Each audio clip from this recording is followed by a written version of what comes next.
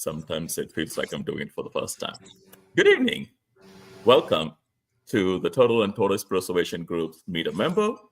I'm Michael Tathuoswamy. If we haven't had the pleasure of you joining us before, we're glad you're taking time on a Friday evening to join us here. This is the Total and Tortoise Preservation Group's monthly live event where we take pleasure in sitting down and getting to know one of our members, hear about their life with turtles, and we are excited to share this with you today. James, good evening. How are you? I am doing great. Good evening, Michael. Welcome back, right? Yeah, welcome back. We took a short break, couple months. Summer was crazy. I was in India. James was all over the place here in the US. It's good to be back. For those of you who don't know James, he is one of our founding directors and a wonderful co-host. I always appreciate his presence and company. Thanks again, James. Yeah, thanks for having me. The man of the moment, our guest, Matt Knowles. I've known Matt for a few years. It started all with turtles, talking about turtles that I had available. And over the years, I've had the pleasure of observing him from a distance. He's a science teacher, and his passion and the way he approaches work on a day-to-day basis is something I get excited about. You know, him and Nick Bird in Arizona are two teachers who are like, oh gosh, I wish my son had a teacher like them, so that kind of guy. Thanks for joining us here, Matt. I appreciate it. I can't wait to share your life with turtles, your life with snakes, including the animals you have in your classroom. Matt has been into reptiles for many years, many decades, but the last 4 or 5 years, he started focusing heavily on turtles, hooray for turtles. I'm excited. So let's dive in. How are you doing today? I'm doing well. Second week of school just wrapped up, and it's been a doozy the first 2 weeks, but thankful that it's a weekend.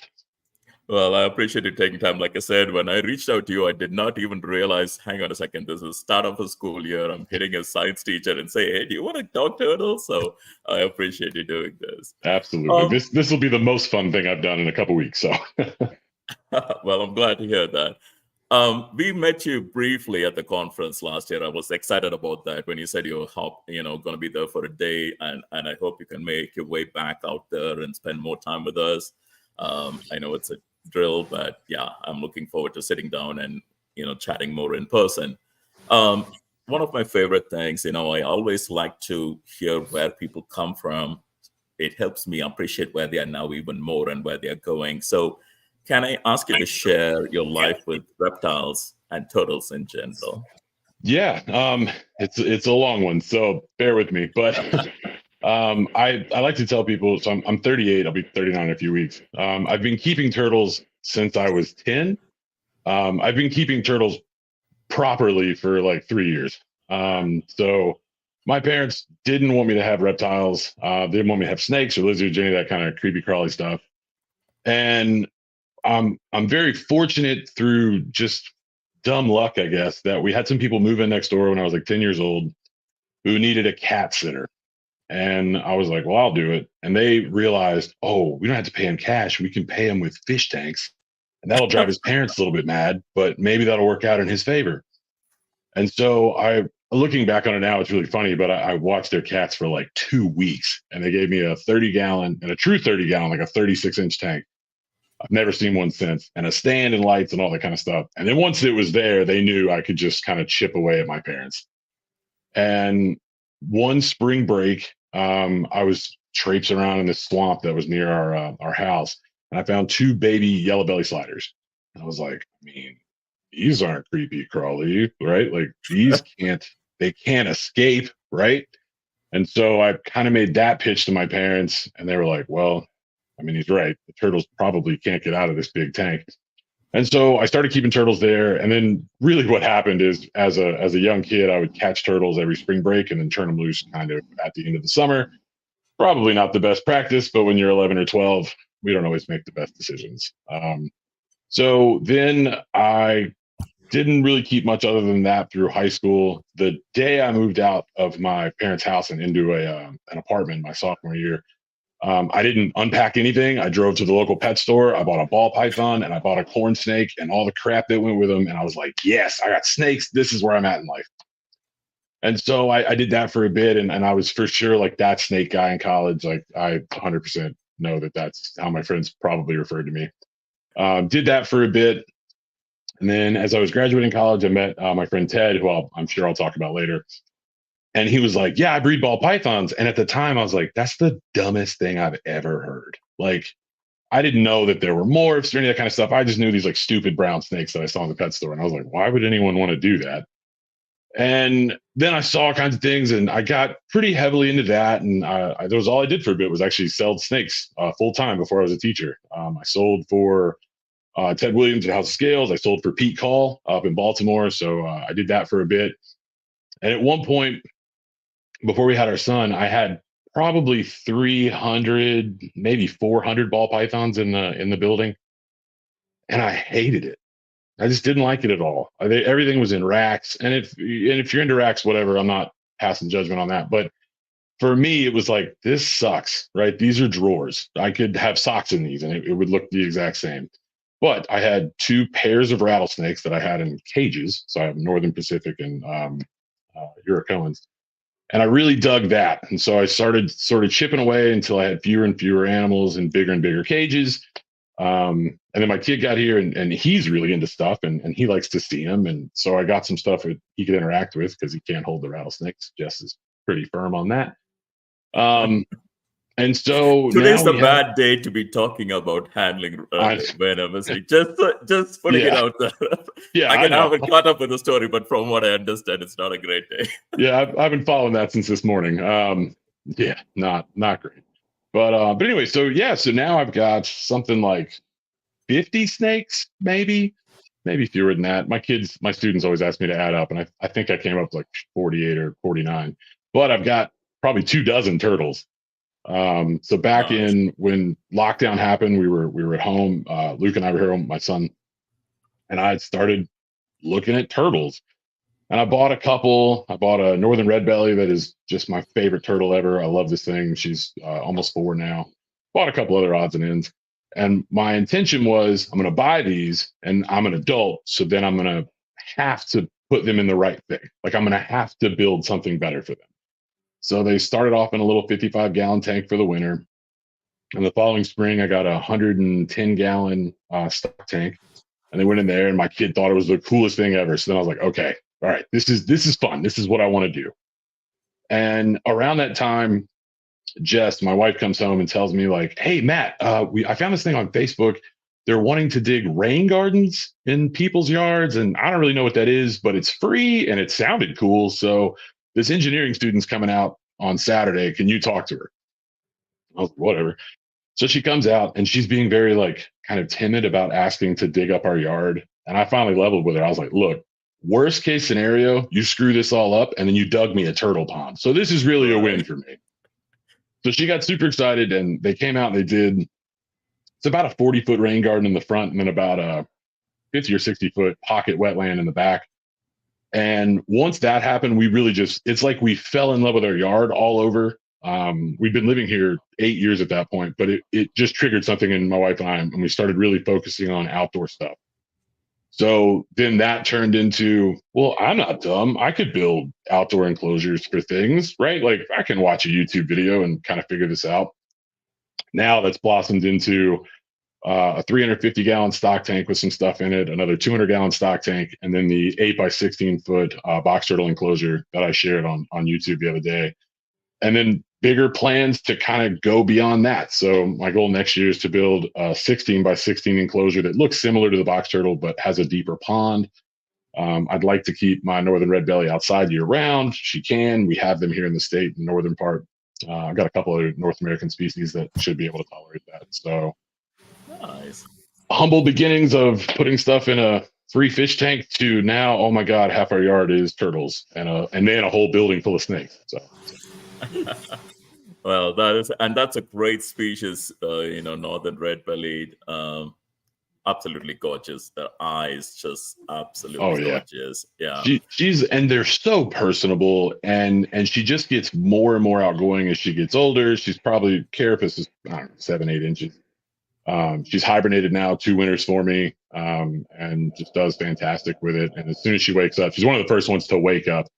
And I just get super excited to see her again. And she likes to see us. She loves to eat stuff from our garden, cucumbers and any other kind of.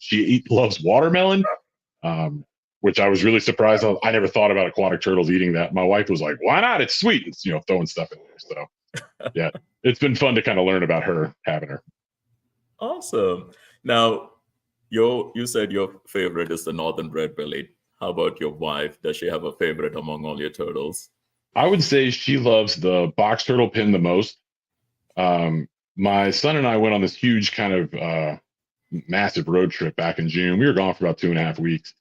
And when I came home, I discovered that it had been real hot where we were gone. So my wife every night was going out and putting a sprinkler out for the box turtles and then feeding them just different things from the garden, cucumbers, squash, zucchini, whatever. So they very quickly were like, "Where's that lady at?" And when they hear her talking, they come running. They all come out looking for her. So I think that's probably her favorite part of the yard. Awesome. And how about Luke? What is his favorite turtle species among the ones you have? He likes I think he likes the red belly too. We call her Mama Red Belly, just she's a big female, and he always asks how Mama Red Belly's doing. He likes the side necks. I've also got a couple of Rio Grande cooters, and they're kind of fun because they've got this sort of serrated beak, and again, very very personable. They come up and they'll look at him, and he really likes to show off for my nieces because they're 4. So he's this big kid, so he can go out there and he can catch stuff, and he'll show them to them, and they're like, "Oh, you're so cool!" And he just eats that up. So he loves all that. And then he's got a couple snakes that are his. He's got a day gecko in his room. We just kind of have all the things I wanted as a kid. I'm like, cool, I can give those things to my kid now. Like we can just do that. So nice. And he's very involved from what I see on your Facebook. Oh, yeah. He helps clean the enclosures and stuff. Yeah, which is cool. My knees are not great, and so it's awesome. It was like I realized last year, oh, I can just pay him. Hey man, $5. You clean his cages, and he's like, absolutely. And so he gets super excited. He loves doing this with the turtles, and the water was still pretty cold when we did this, but he was like, I don't care, I'm doing it. Now, what do you have in there? This is the one that the northern red belly's in, and then there's actually 2 Florida red bellies in there as well. Cool. Which I thought I bought 3 northerns, and it was very interesting. So they all kind of look the same when they're little, and then one day I was like, one of you is very different than the other 2. And it's been interesting to watch them grow. Very fascinating to learn about it too, and something I can talk about with my students when we're talking about speciation and variation and things like that. They're perfect examples of it because they used to look the same and now they don't look anything alike. Cool. Now, am I right with the northern red-bellied? You pretty much don't have a hyacinth problem or a water lettuce problem. Do they just go through that? Yeah, I didn't understand how much they can eat, and so I feed them a ton. And then I was like, oh man, I'm going to have all these nice aquatic plants in there. And as soon as I put them in, they're like, oh, I know you just fed me, but I'm going to eat this anyway, just in case. And so this time of year is my box turtle pin enclosure. The water lettuce in there is just taken off. And I know we've only got a few weeks left for that stuff to die off. So I just throw it in there. The red bellies just destroy it. But yeah, it just blows my mind. I'm like, where's it going? And I realize it's mostly water. It's just lettuce essentially. But I'm like, where are you hiding it all? How are you getting it all in there? I just watched you eat all these pellets and dry foods and things, and you're still doing this. So. Yeah, that's what I've never had the pleasure of keeping an adult in my care. Now, the filter, I see you set up a drum filter, Matt. If you don't mind, just briefly walking us through what you have in there. What are you using for biomedia? And is it working out great where you go through a few weeks before having to change water? Or what do you do at your end? Honestly, the only time I really have to change water is as I'm figuring out where the shade sail is going to go for the summer. And that's just a process the first couple of weeks. Like, did I move it a little bit or whatever? Because I get algae growing in there. I have actually have 2 filters. I have another filter in there that has a UV sterilizer, and that helps with the algae. But it's 300 gallons of water, so more than that, I guess, with the drum. But in the drum, I've got filter bags full of Rheolite, carbon, and I change that probably once a year.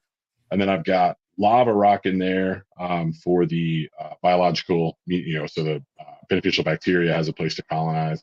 I've got a background in fish. I've kept fish for a long time, so figuring out how to scale that up was interesting. But really, once I nailed it, I mean, this past summer, and last year, maybe once or twice a season, I'm having to really like get that thing and clean it out.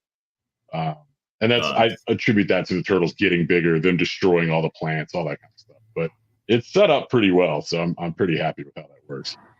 Yeah, you got family here. Hi. Yeah, I see that. That's always nice. So if I think you mentioned you have a picture of your northern red-bellied. I was wondering if you're in a position to bring that up for us to look at. Again, the bottom, some of them are so dark, it's just so impressive.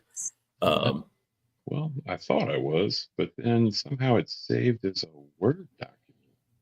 Oh, don't worry about it if you don't have it. Yeah, I was just curious if you had it handy. Yeah, we set aside several at the beginning, but why would you be? Maybe if I open it with photos instead, it'll do it. There we go. Okay, yes, so I can see it. How would I share that? Oh, there is the present button at the bottom. So just think you're in Zoom, go present, and then share screen. All right, share screen. Ooh.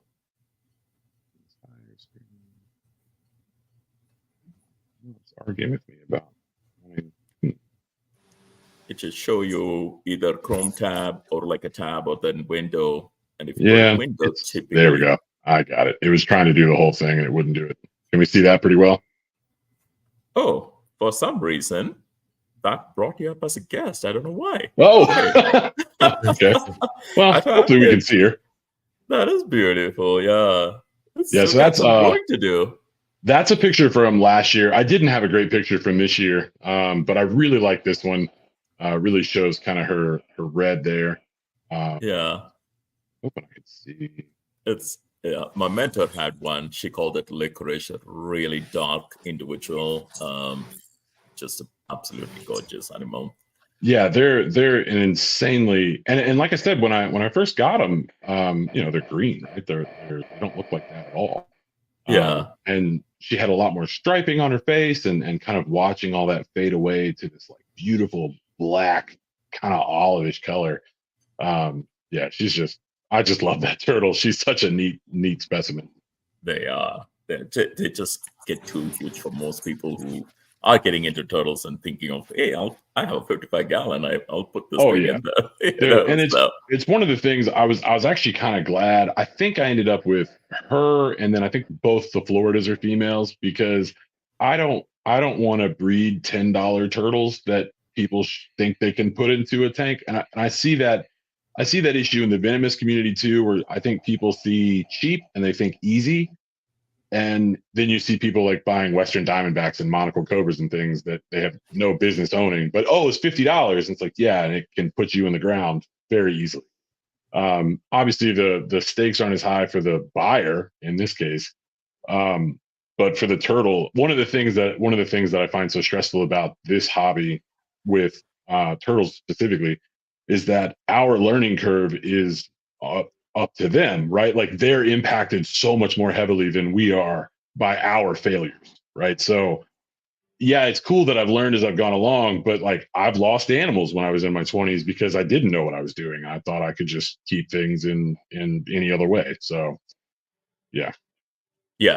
And that's a true statement. And unfortunately, I think, especially when you start young or even older and you don't have the best role models to guide you, then you learn after making some mistakes and catching on with other people. In some ways, I'm very thankful for our conference, of course, where we get to showcase the good stuff people are doing and the great lengths they go to care for these animals. And then, of course, so many of our colleagues, friends who are so active on social media or other platforms and sharing and opening up their houses. I mean, I'm sure everyone or most everyone has seen and heard about the turtle tours that happened this summer. Just an amazing experience. Bummed I missed out, but I am glad that Charlie and the Mook Crowd Foundation did that, and I'm hoping that becomes like an annual tradition. So fingers crossed. But Matt, since you are sharing and you're there, is there any other turtles that you wanted to share with our members today? Yes, let's see if I turn that off and we can see if we can find a different one.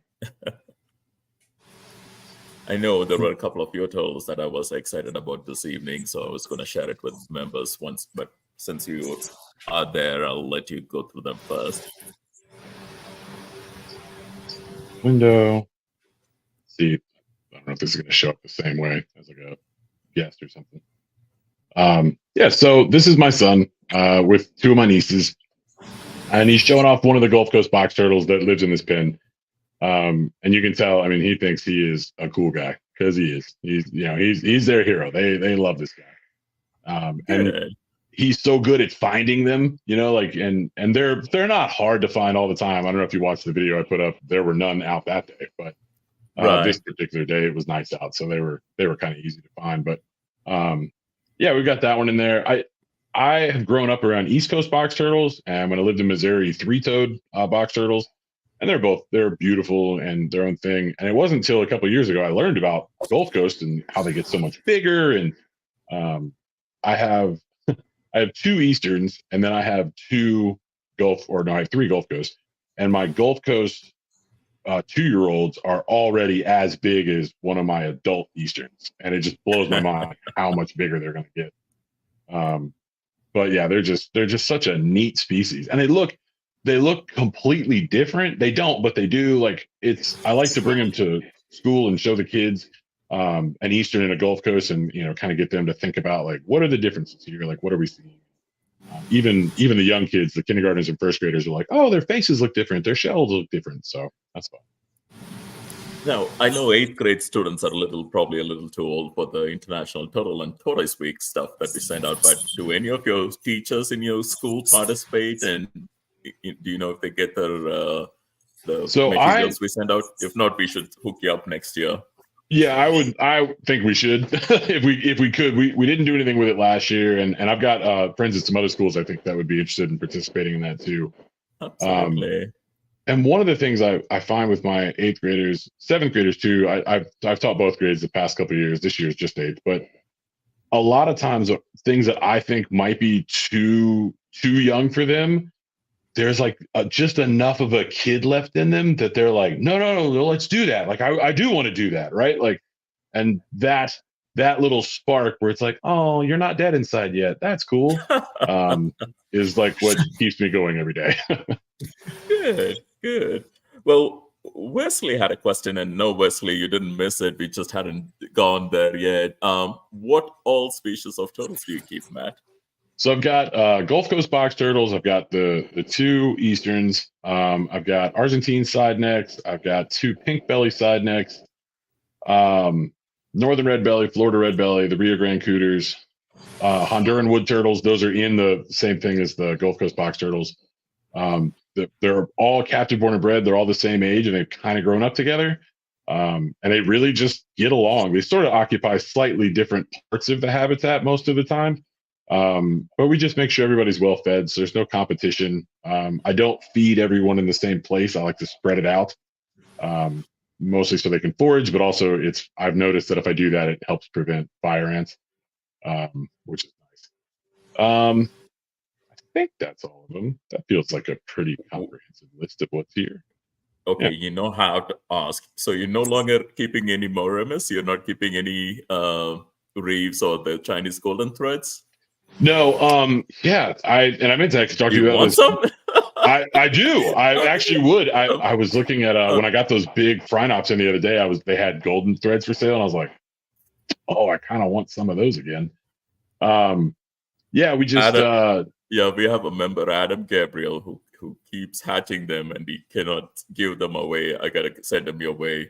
Not because please do. I have some, but his hatchlings are absolutely stunning. I mean, so much to the point, I had to end up getting 6 hatchlings. Not that I needed it, but I have a problem, people. So, yeah, I'd love to have another group. And I told you the other day, but all of my turtles, for the most part, now that we're in school, everyone starts off their first year in the classroom, because they're little and they're energetic and they're vibrant, and it gets them used to people, which is cool.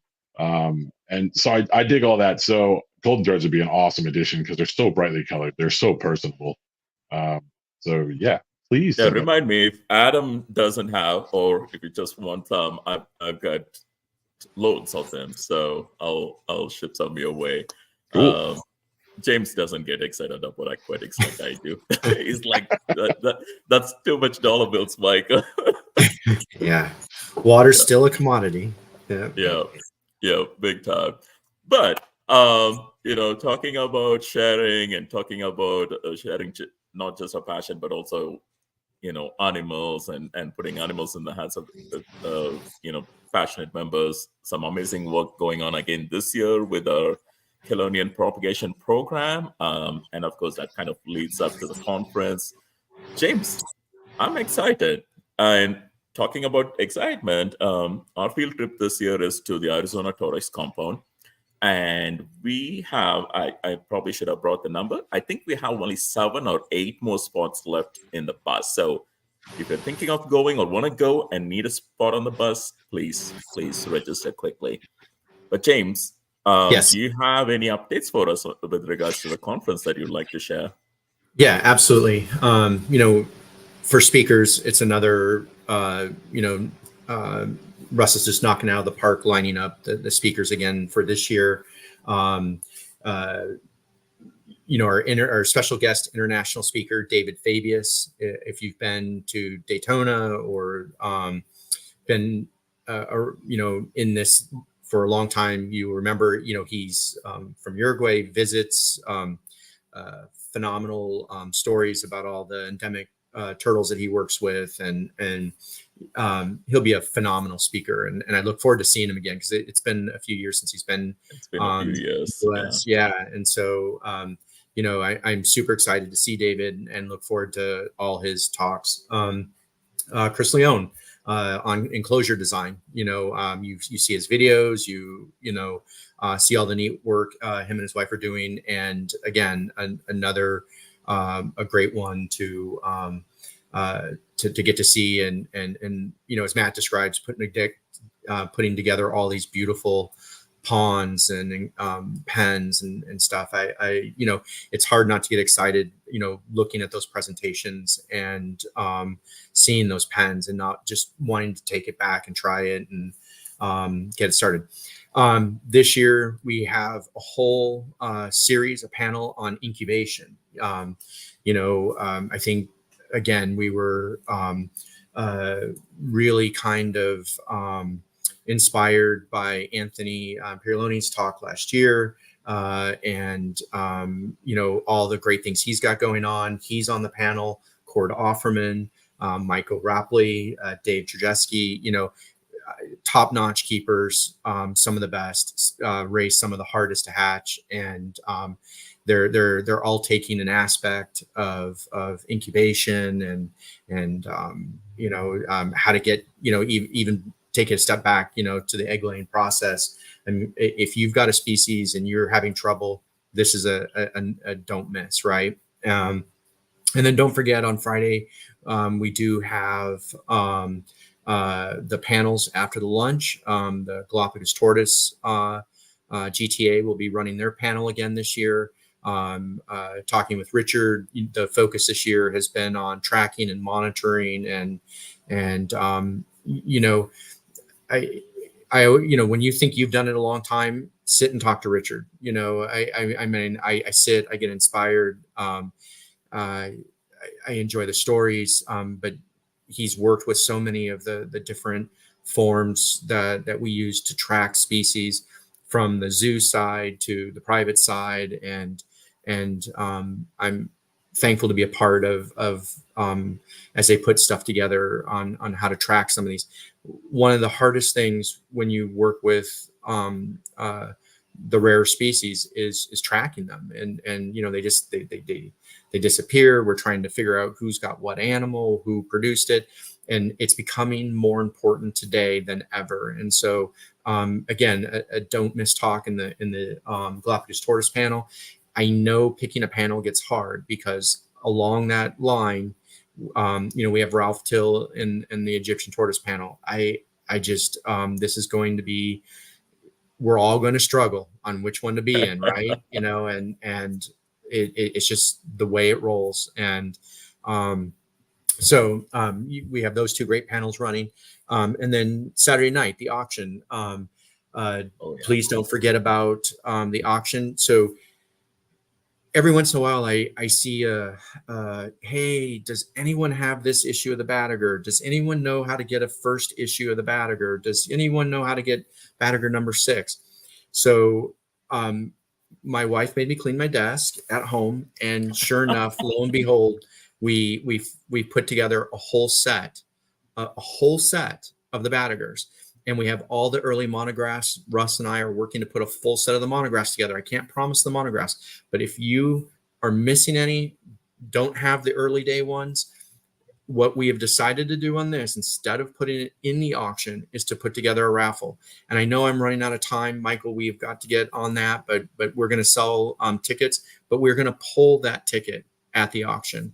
And so, if you need any Batager, this is your chance, because there is no more number ones.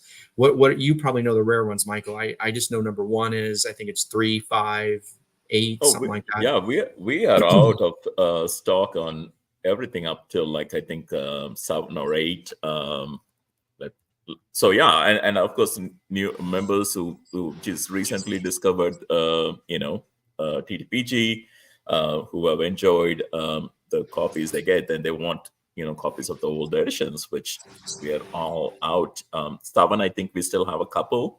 8, 9, 10, we're out of every one of those. So, which I'm thankful for, and hopefully people are enjoying the articles. The Batager is what, old copies of Batager is what I take to the lake on 4th of July, and I'm looking back and reading and kind of smiling when Anthony's talking about Kwangtongs and how he was so excited to get his hands on them, and a species that he cannot give away now, but it's a work of art. It's a treasure. Yeah. And then 2 more things, Michael, before I forget. We do have a t-shirt contest going on online.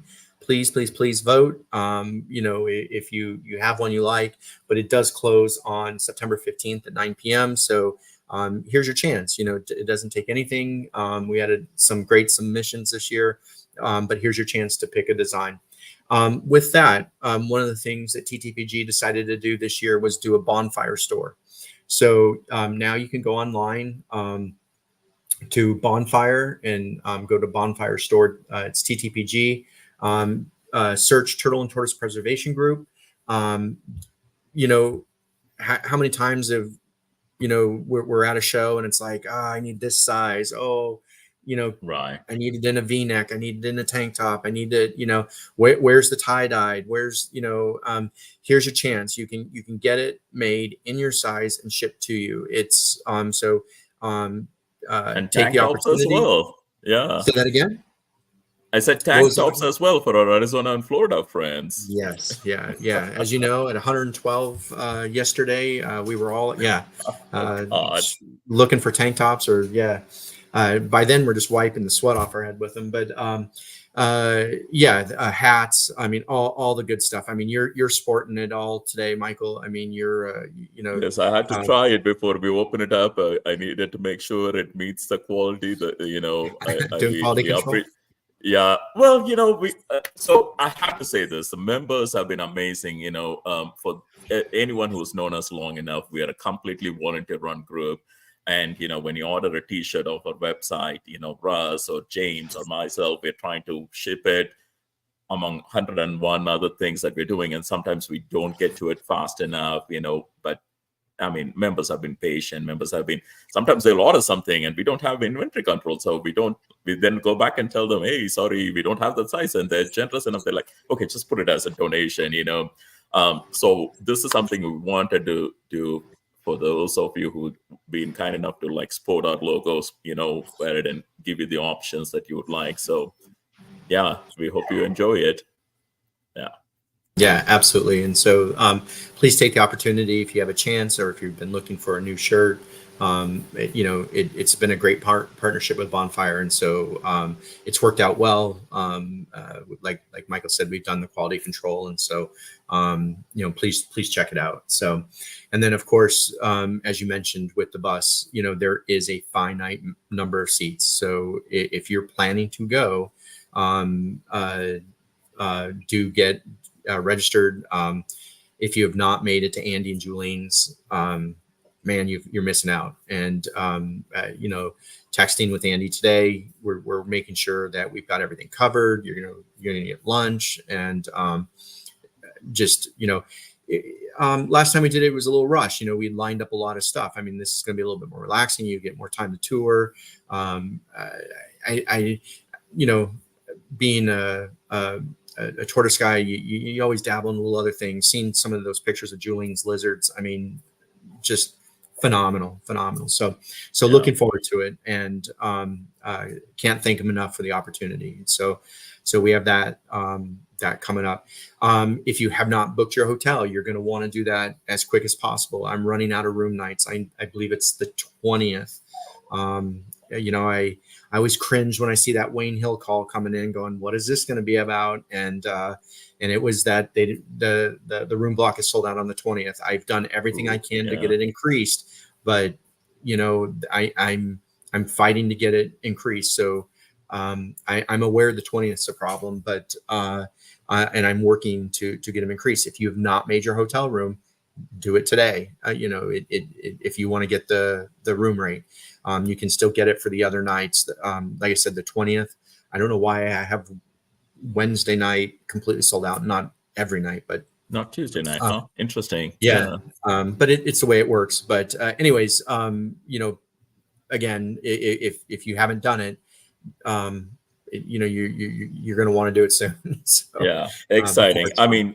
Exciting. I'm excited to see David. And for those of you who don't know, if David Fabius is in town, it means late night strawberry milkshakes are always an opportunity. So connect with them. The man has stories. Wayne's likewise. Both of them, they have stories to tell. So thank you, James. I appreciate it. I'm looking forward to seeing it. Time flies. We're already here in September. I don't know how that happened. I know Matt's like, don't remind me, Michael, my school year just started. But it's flying by, my friend. It's flying by.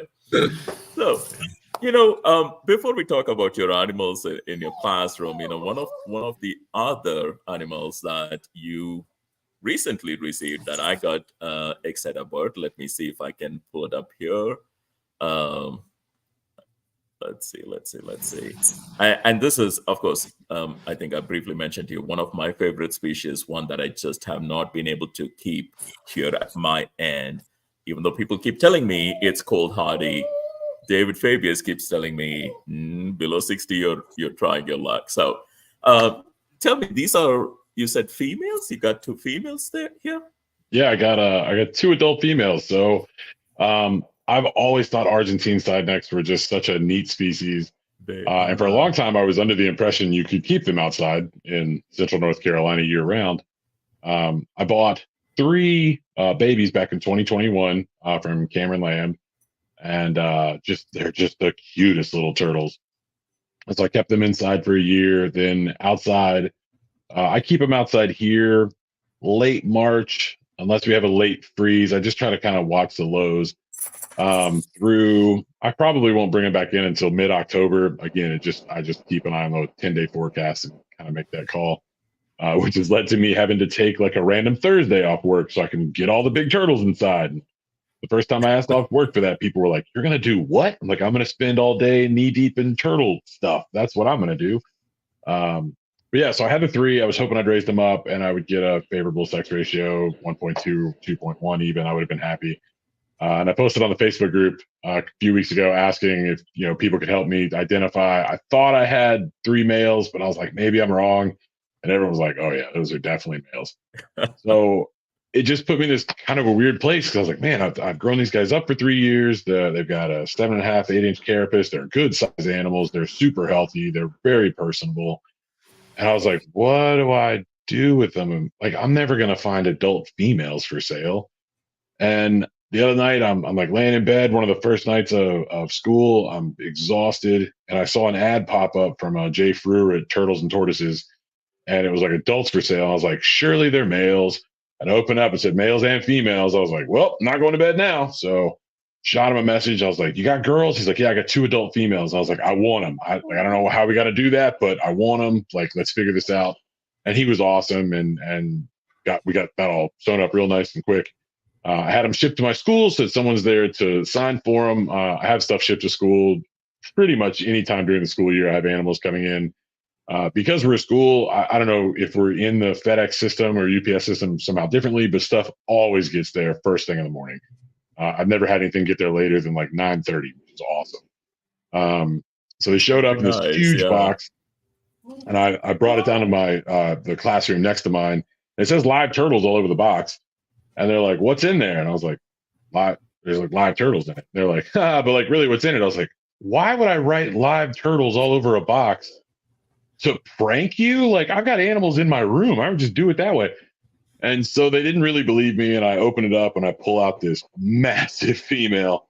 She probably weighs 6-7 pounds. She's just a big girl. And they're like, "Oh my god!" I was like, "What did you think was coming out of this box that says live turtles on it?" Yeah, they both look great. I think he said they were either 2014 or 2015s. They're about, carapace is 9.5, 10 inches.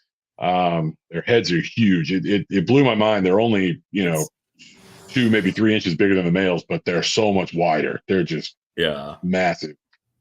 And then it turned into like, oh, I did that thing where I got the horse before the cart. Winter's coming. Like, what am I going to do with these? And so I called my best friend Ted. He's got he raises rats. It's actually how I met him many years ago. He's got a massive rat farm, and he's got it's like a 40 by 40 building that he brings his Nile crocodile into in the winter.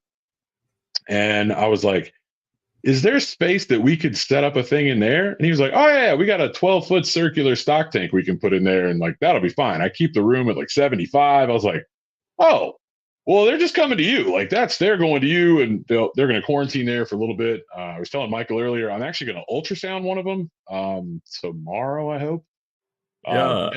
He breeds ball pythons. He's got a mobile ultrasound. One of them feels really, really dense, and Jay said they could be gravid. They were in with a male, so just to kind of calm me down, I want to ultrasound him and see if I need to start figuring out lay boxes and all that kind of stuff. But it really was the ultimate, okay, you bought this without really a plan, but you're a grown-up and you're going to figure it out. So that's what we did. But nice.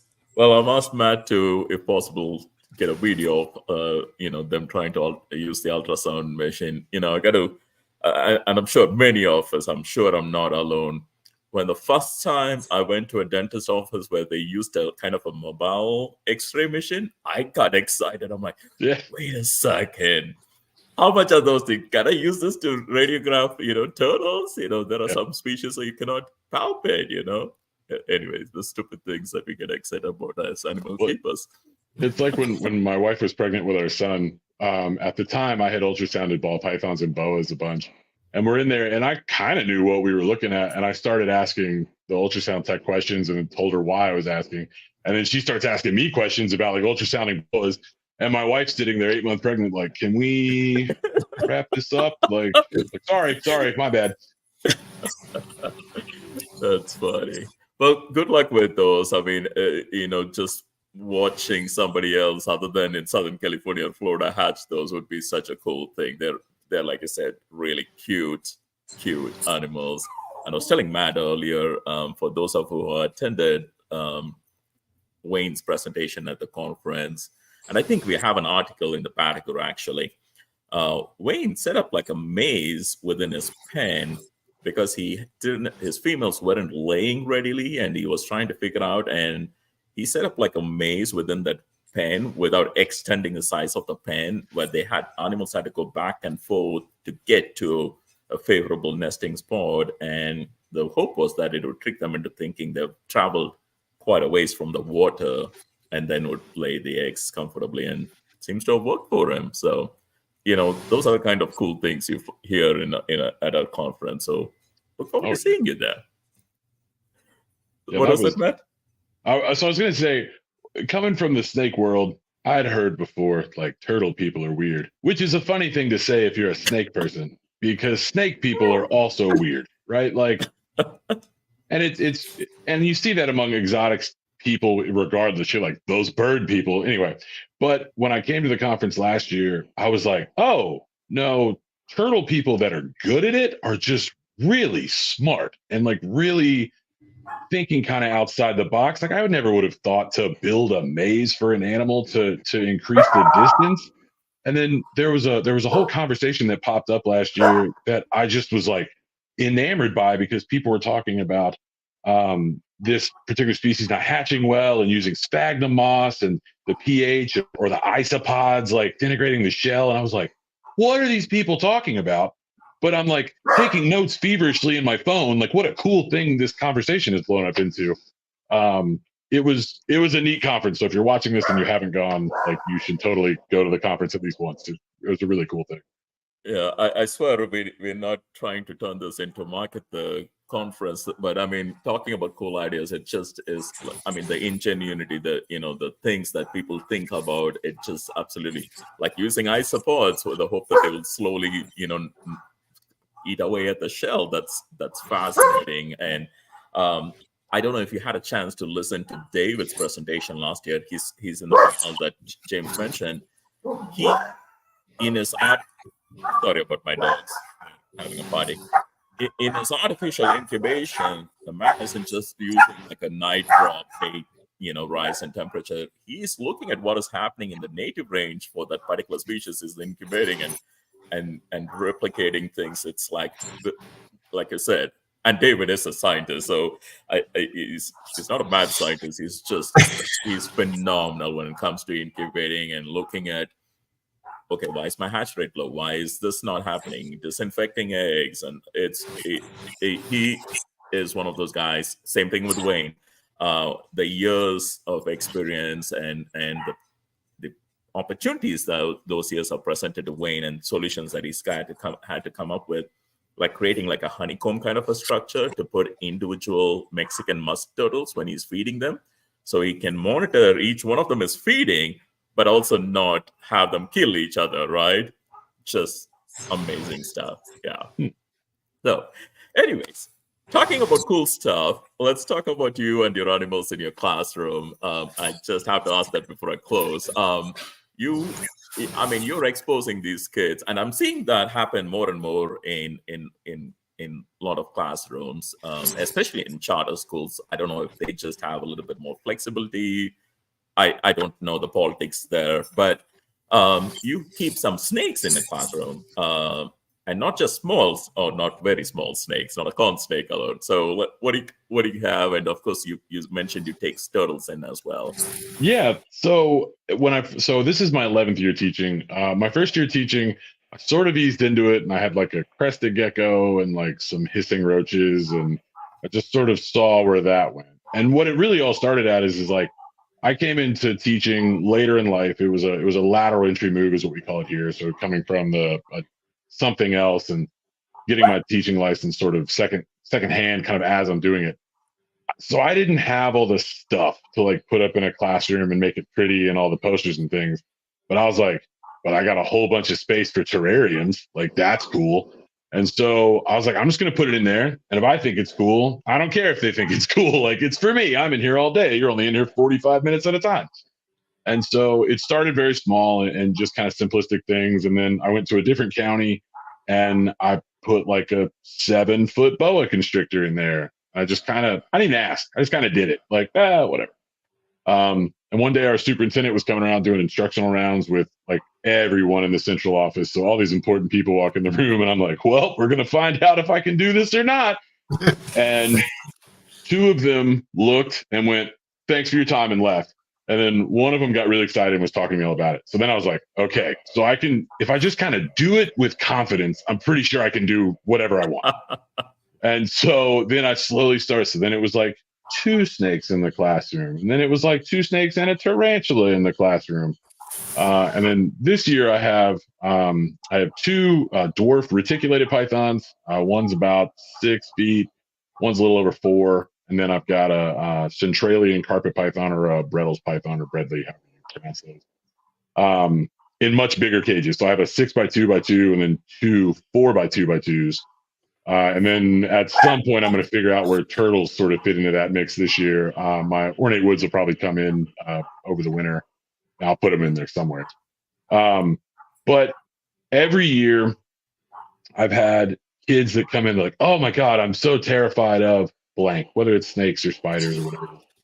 So I have kind of an open seating model for the first couple days. Like I'm never going to force you to sit next to something that you're terrified of. And every year I've had a kid say that. By the end of the year, at some point, they're like, can I touch one? And I'm like, sure, absolutely. And so I'll either get one that I have in there out, or I have about a 9.5, maybe 10-foot albino Burmese. He's my son's snake. Sally is her name. And I bring her in throughout the year. Just honestly, if I wake up on a Friday and I'm like, I don't really want to do stuff, we're just going to do snakes today. And so like the kids will see these big Rubbermaid totes and they're like, you got snakes? I'm like, yeah, today's snake day because Mr. Knowles is lazy. And but it's cool for them to like, they get to hold this snake that I spend a ton of time with here. And the snake's been around kids and is very docile. They're just very kind of blank. But it's been a really neat thing. And I have kids that request to be in my class, who hear about this from their older siblings or they see it in the yearbook, which is always a good feeling. But it's just trying to give kids exposure to stuff that they might not have otherwise, or that they've seen in books, or even kind of like correcting misconceptions that they're getting from home. Right. I do live in the South. There is this kind of like subset of people that all snakes are evil and they should be killed and all that kind of stuff. So being able to overcome that with a 13 or 14-year-old, my hope, I'm going to be kind of optimistic there. My hope is that that's like a lifelong thing. Like they remember that. So they don't see the decay snake in their yard and chop it up into a million pieces because they think it's a copperhead, or they see the black rat snake and they're like, oh, that thing is eating the rats in our crawl space or whatever. So yeah, but it's been a lot of fun. And you had asked, like, we talked the other day if I'd found any pushback with that. And I really haven't. And again, I genuinely attribute that to, I look like I'm confident in doing this, right? And so people are just like, I guess he can. I have looked up the rules in my current district, and I am allowed to have these things. I'd like to make that clear in case anyone sees that. It is in there. Science teachers are allowed to have pets so long as there's latching doors. I have keyed locks on everything. So throwing that out there. Yeah, no, I thanks for adding that disclaimer, because we were out, like I told you, I know next to nothing about snakes. I just know, oh, that's a snake. And so when you say red tick, I'm like, oh boy, how did that happen? And then I'm like, oh, dwarf red tick. I'm like, oh, okay, And they'll still no, get big, but not the the 20+ foot monsters that people have seen. So. Yeah. No, I think that's amazing, because to your point, the things that we see on movies. I mean, who remembers the Anaconda movie, right? That was the first time I had heard about Anaconda, and I really thought they were man-eating monsters, Yeah. And then I went to Phoenix Herpetological Society, and they're like, itty bitty. I'm like, wait, what? Yeah. So anyway, no, it's and it sticks with you for life, because you're teaching them the ability to question something that an uncle says, or And why is it always uncles who are being chased by corporates too? Every time. Why is it the grandpa? Why is it anyway? Every time. So no, I appreciate the fact that you're doing that, because it is big. I know that with my son, and I'm happy and I'm hopeful that more and more teachers will take that. And for all I mean, yes, it's a science class, they're getting through, they're getting done, but you potentially are inspiring somebody to take that up as their lifelong journey, in whatever capacity. So I'm excited for that. I hope that one day they wake up and go, my teacher had an Australian olive python. You know how weird that is? Like that's my hope, is that that happens to at least one kid one day. So I kind of get a feeling that's a weird thing or an oddball thing. There's just not a lot many of them. of them are. Okay, thank you. Yeah. Well, Matt, I told you you're on East Coast. I'm going to be respectful, and couldn't remember if you said today's your wife's birthday or if it was yesterday. Or It was yesterday. Okay, all right. I'm gonna let you go quickly. My son's birthday is today. Time flies. He's 19. I'm hoping that one of these years Luke will join you to the conference. That again, I have to give a quick shout out to all our members. Amazing people. So many of them donate student membership to the conference. The last 2 years, James, I think, or 3 years, we have admitted multiple students with no charge to them. So if you're listening and if you're close by to Arizona, or even from far, if you want to fly in a student along with you, please do. Students are welcome. We encourage and we hope we see quite a few of them. And Matt, thank you so much for joining us and sharing your passion and sharing the work you do both at home and at school. Looking forward to seeing you in person again, and I'm looking forward to Luke joining you one of these years. I hope that happens. Yeah. Anything before we close, Matt? No, thank you guys so much for having me on. This has been great. I really just am super thankful for you guys being so awesome on the Facebook groups, and you personally, Michael, for reaching out and talking to me and helping me out with stuff. Been very happy with the little turtle people that I've been exposed to as I've kind of gone down this journey the past few years. Well, you mentioned that the other day, that how people were welcoming and stuff, and I'm glad that has been your experience, and I hope it continues to be your experience. Of course, we were talking not even about the conference, we're talking about just the turtle keeping community and in general. So, yeah, James, thanks again for joining us. Anything from you before we close today? Just real quick, Michael. Well, first, thanks for having me again, and I'm glad we're back. And it was nice to get a little bit of a break for the summer. But over the summer, a lot of people are very familiar with our CPP program, the Chelonia Propagation Program, and you can reach out to Cameron Lamb and let him know if there's a species you're working with and you would like to get more specimens of, and we really try to match people up. We've gotten a lot of great donations of turtles and tortoises that have been placed through that program. We launched within the last month the CRP, the Chelonia Rescue Program, because we've been asked more and more to help with animals that really don't fit into a propagation program or special needs. And so if there's a turtle or tortoise that you're willing to work with, or maybe need for an education program or something. Again, Cameron's spearheading that, but a lot of these really didn't fit into the CPP, and so we did decided to launch this like sister program in a way that allows us to find homes for a lot of rescues. A lot of times, and a lot of this is animals that come to us from state or federal agencies, like the snapping turtles, but a lot of box turtles and other animals. I think Cameron had used a picture of a radiated that had come to us that again didn't have the best start, and so they become like a special needs case. So again, a lot of what we do is helping some of the turtles and tortoises that are out there that need the help, and so a lot of us try to do that when we can. So I just wanted to highlight that program because it did kick off while we were on break. So, and again, Michael, thank you for having me. Matt, it was a great chance to meet you, and I love what you do in your school. You were the teacher I wish I got, and I'm sure a lot of us are saying that tonight. So it was a pleasure to get to meet you. Thank you. Good Thank you, to talk to James. both of you guys. On that note, real quick, we also have a surplus list where people or members with current whose membership is active can list any animals that they are trying to move and share with others. So if you're a breeder, I request and encourage you to offer animals to our members, hopefully at a discounted rate, but even if not, if you can make them available, please email me the list. I'll add it. That's again one thing that we do. Again, you have to be an active member to have your animals listed there. And a quick shout out and thank you to those who have done that and continue to do that. We truly appreciate you all. So thank you so much. And for everyone who joined us, thanks for sharing your Friday evening with us. And I hope you all have a great weekend. See you next month. Bye. Bye.